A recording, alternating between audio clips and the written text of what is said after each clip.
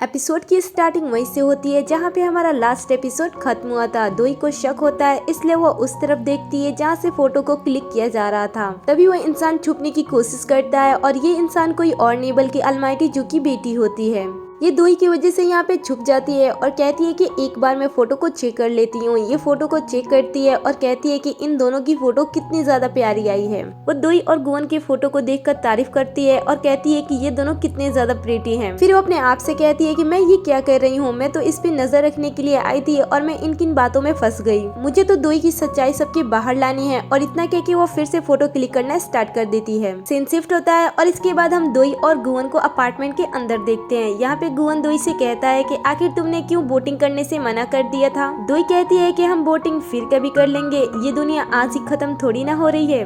फिर गुवन कहता है कि तब तो हमें ये सब करने के लिए 1 साल रुकना होगा। तभी दोई रुक जाती है और उसे वही म्यूजिक सुनाई देती है जो उस दिन किलर प्ले कर रहा था। इस म्यूजिक को सुनने के बाद दोई शॉक्ड हो जाती है और ध्यान से उस म्यूजिक को सुनने लगती है। और इस म्यूजिक को सुनने के बाद दोई घबराने लगती है और डरने लगती है और उस इंसिडेंट के बारे में सोचने लगती है जो किलर ने इसके साथ किया था। जैसे जैसे म्यूजिक की आवाज और भी ज्यादा बढ़ने लगती है, दोई और भी ज्यादा डरने लगती है और उस दिन के बारे में और किलर के बारे में सोचकर घबराने लगती है। अब सामने से आती हुई उसे एक परछाई दिखाई देती है और इस परछाई को देखने के बाद दोई और भी ज्यादा डर जाती है। तभी सामने से एक लड़की आती है जो कि अपने मॉम से बातें कर रही होती है। और ये जो म्यूजिक कुछ टाइम पहले चल रहा था, ये इसी लड़की की फोन की रिंगटोन थी। इस लड़की को देखकर दोई की जान में जान आती है, बट वो अंदर से काफी शॉक्ड होती है। गुवन उसे पूछता है कि क्या हुआ, तुम ठीक तो हो। दोई से बात छुपाते हुए कहती है कि मैं ठीक हूँ, तुम्हारी वजह से पता नहीं मुझे कौन कौन सी बातें याद पड़ जाती है। और इतना कह के वो अंदर चली जाती है। गुवन को पता होता है कि दोई इस म्यूजिक से डर रही है, इसलिए उसे काम डाउन करने के लिए कुछ करने का डिसाइड करता है। अब अंदर दोई कुछ रिलैक्सिंग म्यूजिक सुन रही होती है। तभी वहाँ पे गुवन आता है और कहता है कि तुम ये कौन सी म्यूजिक सुन रही हो, चलो हमें डांस करना चाहिए।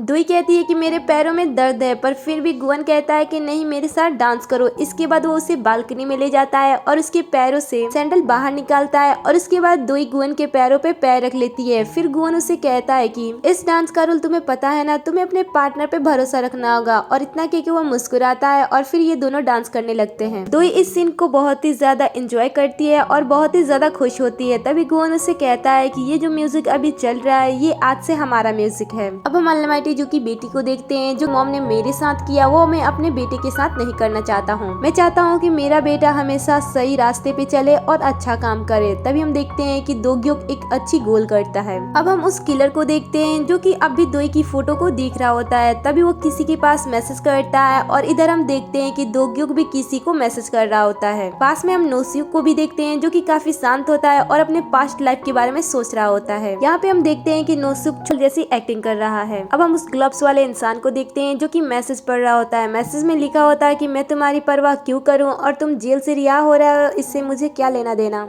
अब नेक्स्ट मॉर्निंग हम दोई को देखते हैं। दोई बालकनी में खड़ी होती है और अपने आप से कहती है कि ये कितनी अच्छी सुबह है, इसे ऐसे देखे एक अरसा गुजर गया। अलमाइटी जू, मैंने वही किया जो मेरे लिए सबसे अच्छा था। मैं हमेशा सोचती थी कि खुशियाँ नकली होती है। दोई ऐसी बातें कर ही रही होती है, तभी गुवन आता है। गुवन उसे पीछे से हक करता है और कहता है कि आज सुबह तुम जल्दी उठ गई। दोई उसे कहती है कि मुझे काम पे जाना है इसलिए। गुवन दोई को काम पे ना जाने के लिए बहाने करता है, बट दोई मना कर देती है। गुवन दोई से कहता है कि मुझे ऐसा लगता है कि मुझसे ज्यादा तुम्हारी काम ही तुम्हारे लिए इम्पोर्टेंट है। तभी मिस सीन का कॉल दोई के पास आता है। कॉल रिसीव करने के बाद मिस सीन दोई से कहती है कि नोशुक ने हमारे पास एक डॉक्यूमेंट भेजी है। इतना सुनते ही गुवन और दोई ऑफिस में चले जाते हैं। यहाँ पे गुवन दोई से कहता है कि तुम साइन नहीं कर सकती हो। दोई कहती है कि हमने सारी चीजें पहले ही क्लियर कर ली थी। तो गुवन उसे कहता है कि अभी तक हमने उस कमीने को नहीं पकड़ा है जिसने तुम्हें जान से मारने की कोशिश की थी, और हमें ये भी जानना है कि इन सारी चीजों के पीछे कौन था। तो दोई कहती है कि नहीं, हमें कुछ नहीं करना है। गुवन उससे कहता है कि क्यों कुछ नहीं करना है, अब मेरे पास मेरी पूरी शक्तियाँ वापस आ गई हैं और मैं उसे आसानी से ढूंढ सकता हूँ।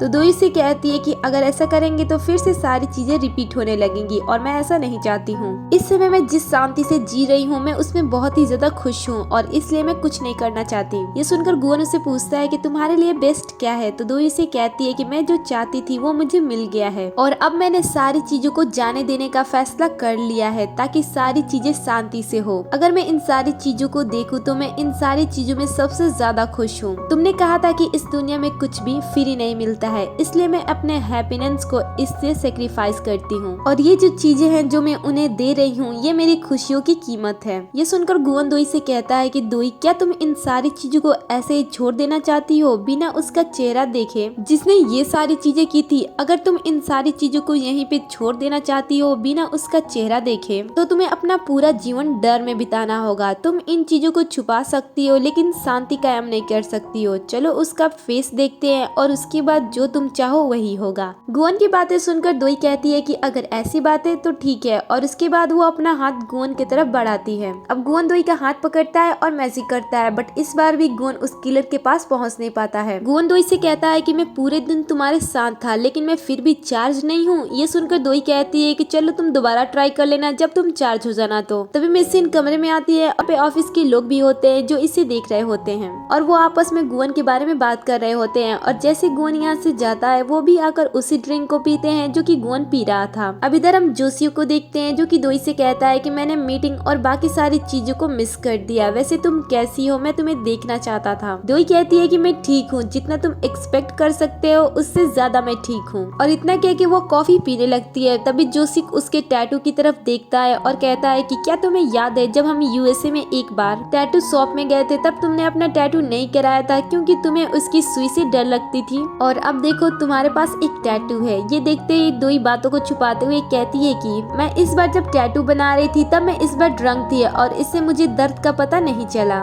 ये सुनकर जोशियो कहता है कि तुम काफी बदल गई हो, तुम्हारी पर्सनालिटी बहुत ही बदल गई है गुवन से मिलने के बाद। वैसे क्या तुमने जो डिसीजन लिया था उससे तुम पछता रही हो? ये सुनकर दोई कहती है कि नहीं, मैं पछता नहीं रही हूँ, वैसे थैंक यू, और तुमसे मैं सॉरी भी बोलना चाहती हूँ। इसके बाद हम जोशियो को बाहर आते हुए देखते हैं। यहाँ पे उसे गुवन दिखाई देता है। गुवन से मिलने के बाद वो कहता है कि मैं तुमसे बात करना चाहता हूँ, और इतना कि वो बाहर चला जाता है। गुवन उसे देखकर कहता है कि इम्पोर्टेंट चीज को क्यों छोड़ने दे रहे हो? ये सुनकर गुवन कहता है कि फाइनली हम किसी चीज पे तो एक जैसा सोचते हैं, और इतना कि वो उठ जाता है। मैं इस समय बस आराम से बैठने की प्लानिंग नहीं कर रहा हूँ, मैं इस समय ठीक हूँ, और मेरे ठीक होने का सीक्रेट यही है कि मुझे अपने दुश्मन से बदला लेने की प्यास है। मैं उससे बदला लिए बिना मर नहीं सकता, इसलिए मैं ऐसा हूँ, और इतना कि ये यहाँ से चला जाता है। वेल गुवन आगे उस किलर को पकड़ने के लिए क्या करने वाला है ये जानने के लिए आप चैनल को सब्सक्राइब कर लो।